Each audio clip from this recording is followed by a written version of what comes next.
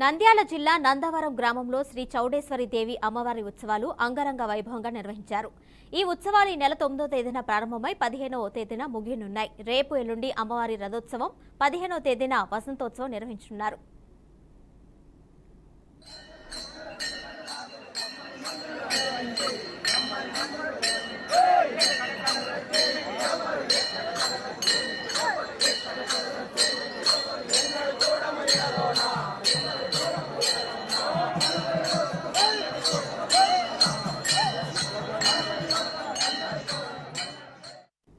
శ్రీ చౌడేశ్వరి దేవి అమ్మవారి ఉత్సవాలు ప్రతి ఏటా నిర్వహించడం ఆనవాయితీగా వస్తుందని ఆలయ నిర్వాహకులు తెలిపారు. అమ్మవారి ఉత్సవాలు తిలకించడానికి కర్నూలు, కడప, అనంతపురం, నెల్లూరు, గుంటూరు, విజయవాడ నుంచే కాకుండా తెలంగాణ, కర్ణాటక రాష్ట్రాల నుంచి భక్తులు తరలివస్తారని అన్నారు.